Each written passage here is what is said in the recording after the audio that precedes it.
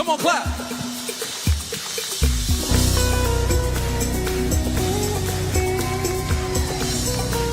Come on, if you came with a praise on your lips, can someone shout the name that's above every other name? Shout Jesus. We're going to say, I know he loves me. I know he cares. Whenever I call, he always is right. When I'm in trouble, he is my help. And I know no fear. I know he is right. He really does what he says he will do. My God really moves. Oh, yeah. Why would I doubt when he always comes through? My God really moves. Oh, he really, really moves. Oh, come on, let's sing it again. Come on, say it. I know he loves. I know he loves. I know he cares. I know he cares. Whenever I call, he always is right. When I'm in trouble, he is my help. He is my help. And I know no fear. I know. Let me hear you shout it out. Say, hey, he really does what he says he will do. My God really moves. Why would I doubt when he always comes through? My God really sing it. He really does what he says he will do. My God really moves. Oh, why would I doubt when he always comes through? My God. Come on, give God praise right here. Come on. He really, really moves. Oh, we're going to sing it together. Oh, man, let me hear you say, oh, man. Good morning, good morning, good morning, good morning, everybody. Good morning. We are here for our Monday Connect. We're back. I got Dr. Danielle with me. Minister Charles is coming on with us. Good morning, Doc. How you doing? Good morning. Good Good morning. morning. Good morning, Charles. How you doing, my brother? Charles is still coming in with us. Listen, we want to dive right in on this powerful sermon that Pastor preached on yesterday. We want to certainly look in and dive in this series, Fanning the Flame. And so yesterday installment was War for Words, James 3, verses 3 through 8. And he landed his topic and landed the verse on that verse 8. And I want to just read that so we can have context on where we are for today. But Pastor said, I can't do it together where we say, let's read together like he did on the sermon. But certainly verse 8, but no human being can tame the tongue. It is a restless evil full of deadly poison. And so he gave us some key pointers. I know that y'all gonna have y'all notes and bring them in, but I want to highlight what Pastor said in this particular installment. One, your tongue should never become the arsonist of the relationships you prayed for. Two, there is no redeeming value in harshness. Harshness does nothing but loving firmness doesn't do. And then thirdly, peace that is maintained by silence is often just conflict on layaway. And so he came out with this beautiful intro about just the power of words and how James used this analogy of the tongue being compared to the rudder that steers the ship. And then he talked to us kind of sort of about this whole, there are two types of people using words destructively, those who use words and those who remain silent. But in both instances, he told us that they can be destructive if we are not mature enough on how we handle them. And so we got into that in the intro and we dived in, and then Pastor began to go into these points. And so I want to tap in, ask the two of you once again from this installment, what stood out to you all? Dr. Danielle, I'm going to let you ride first. Let's go. Wow. So this was a very practical message that Pastor David gave. And so the things that stood out to me was one of his intros was about just how words have the ability to paint a canvas without ever touching the brush. I mean, with the understanding that from the heart the mouth speaks, right? And so that's what the word tells us. And so it just gives understanding that before we even speak, there is something within our heart, there's something that's within our mind, and it has the ability to kind of guide what happens and illustrate and what occurs in our lives. I think the other piece that really stood out to me is that it's really important for us to understand the power that our words have in very challenging circumstances. And Pastor said something that was very, very, and I want to grab it because I want to make sure that I say it exactly how he shared it. And Pastor says, speak without being offensive, listen without being defensive, and always leave your opponent with their dignity. And that was two very powerful things that were left with me in that moment. But I think just the message overall was so very practical. And we can dive into that a little bit more about just the practicality of our words and the power that it has and how it can really dictate destiny over people's lives, but also within our own lives. That's good. Thank you, Doc. Charles, talk to me, man. Let's dive in. What stood out to you in the message? Well, let me piggyback off of what Danielle just said as well. Within this political climate, and a lot of people are having debates on social media, and a lot of people aren't leaving people with their dignity. And so, learning how to, we can agree to disagree and still keep respect on the table. The other thing, when PD said, you can have people living in your head and not paying rent. He also talked about the book as far as let them, as far as people, you can allow certain things that people do, to weigh on you. And there was another aspect as far as being able to communicate. And what was the one part he said when he mentioned silence? Yeah, we definitely could dive into that one. Yeah. Silence leads to silence. So peace that is maintained by silence is often conflict on railway.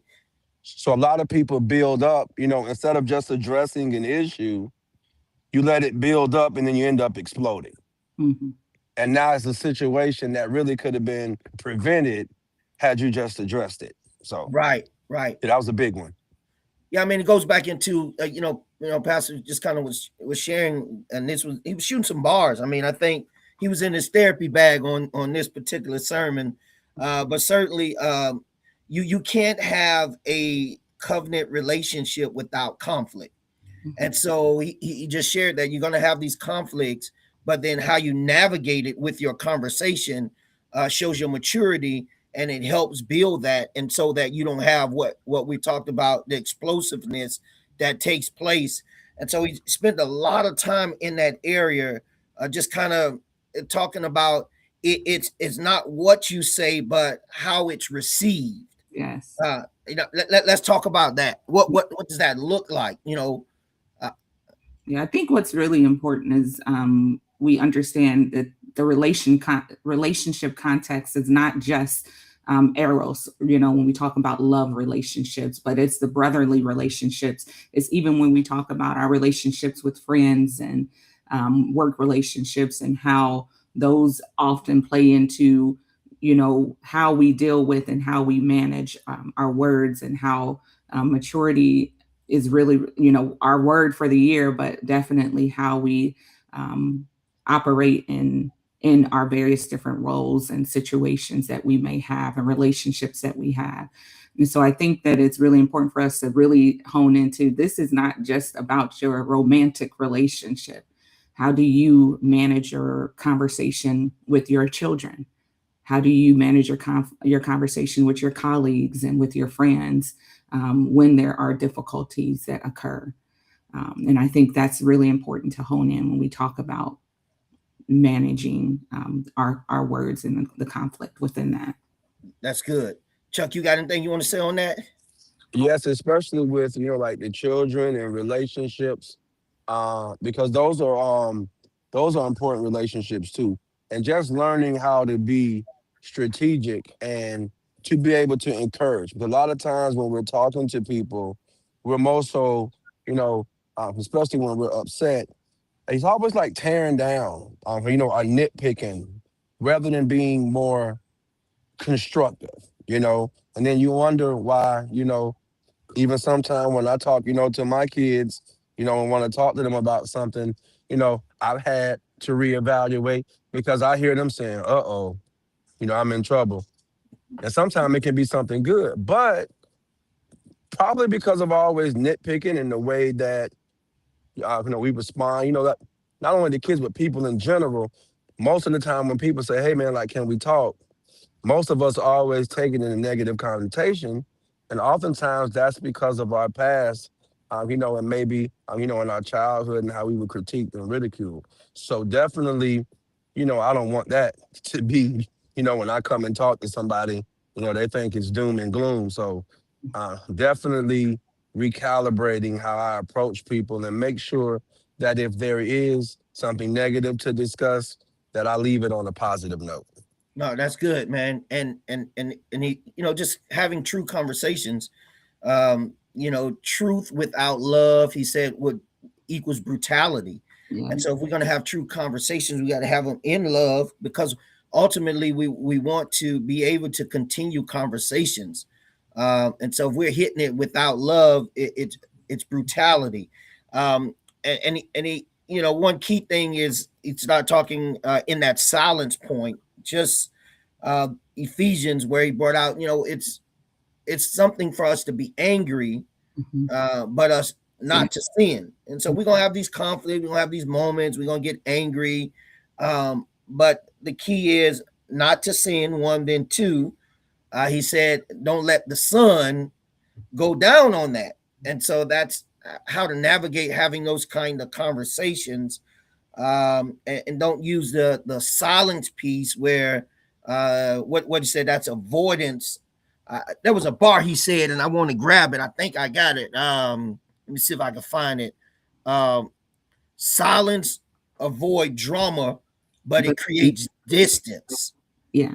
I think that it's really important when you are having conflict that there's a couple of different grounding techniques and communication that you can use in situations where there is conflict. It's really important that you're not going in when there is already fire.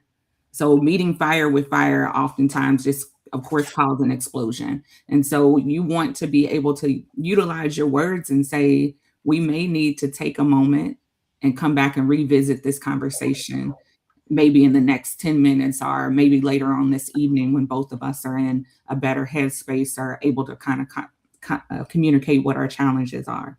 And so I think utilizing words that help people to know, I'm not dismissing you, I'm not silencing the conversation, I'm asking for a pause to revisit it at a later time when both people are in a better space. Because again, meeting a conflict with a conflict can only cause an explosion. And another thing that I have taken hold of in the midst of conflict is grounding techniques. This is a therapeutic process that you can do without ever having to say a word, but just processing it in your mind. And the first thing it's like 5, 4, 3, 2, 1. You will name 5 things you see in your head. So as you're in the midst of this, quickly name 5 things you see, 4 things you feel, 3 things you hear, 2 things you smell, and 1 thing you taste, even if it's just your breath that you are. And it brings you back down in the heat of that moment. I've also had people say, keep a bottle of water with you so you can drink in the midst, make sure you take a sip. So again, this helps you to get prepared to say things and not just spew things out your mouth or it also helps you to take a moment to pause, not silence, but pause in that moment. No, that's good. Chuck, you want to respond? Because I want to die. I want to go right. There was some things he ended out with similarly to give this about 5, 4, 3, 2, 1. And you Chuck, can go ahead. I want so Pastor said 3 things to consider, similar to the 5, 4, 3, 2, 1. 1, saying what I could have done better. 1, when I do that. 2, saying how it made me feel. And 3, saying what we can do better moving forward. These 3 areas, help us navigate these things that Dr. Danielle is talking about in terms of these conversations. So I really think this sermon series, particularly this installment, War for Words, what was really impactful. And if anyone is trying to navigate conversations with, as Doc said, as Charles, as you said, with their co-workers, with their children, with their spouses, with friends, this will help them in having to navigate that. And so we're almost out of time. Chuck, I want to give you your last word here, and then Doc give you your last word, and then we're going to prepare to transition for our 20 minutes. So pretty much, just be intentional every day. You put that tongue under subjection. That's a part of the flesh. We can control that tongue. We can control our day. We can control some of our future, and we can control a lot of our outcomes. So that's what I would leave people. Be intentional on controlling your tongue.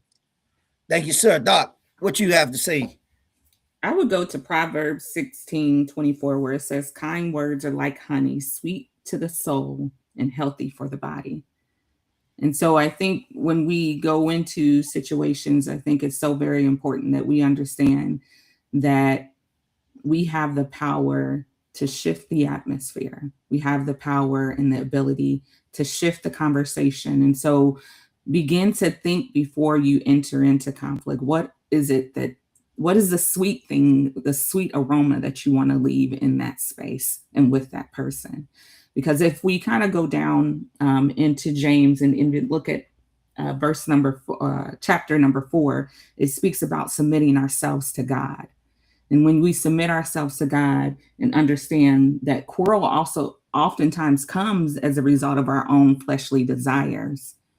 And so when I face various different challenges and have to have hard conversations, I often want to leave people with a sweet aroma of what God has next for them, or what can we do better, as Pastor talked about in the midst. So it's not leaving people empty. It's leaving people full. And I know I even have conversations with my own son around that, with my son, that even after a very challenging moment, what is it that I want to leave you with? There is more growth. There is more for us to do together. And so that's what I would like to leave everyone with. Thank you, Doc. That's good. And so we want to land the plane. Pastor said, we need prayer. We need word. We need therapy. We need books. All these things to help us cross the board, not just going to our prayer closet only. There are people that can help us have these conversations, and there are books that can help us and get forward through it. And so thank you both for sharing with us for the last 2 weeks. We're going to get y'all back on to be a part of our Monday recap. Got a few announcements. One, we want to make sure people do a couple of things. One, go back and watch our anniversary service. What a powerful experience, impartation from Dr. Hannah. Please go back and watch that. One, but then 2, we want to make sure we want to invite you out to Tuesday Night Live. Dr. Joseph is doing a phenomenal job. And so we want to invite you out Tuesday Night Live on West Main campus. And thirdly, you may have not had an opportunity to give, and this may be your opportunity. And we want to put those slides up so that you can give. You may have not, got in on the message on yesterday, but here's your opportunity. And so we want to make sure you get that opportunity. With that being said, we want to bid you well. Have a great start of your week. Be sure to dive in those things that are happening throughout the week. We have Wednesday prayer as well at noon. And so we would that you all come and be a part of. God bless you all. Have a phenomenal day. Dr. Danielle, Charles, y'all have a great day. God bless All you. right. Peace. God bless you. God bless you. Thank you, everyone. Have a blessed week.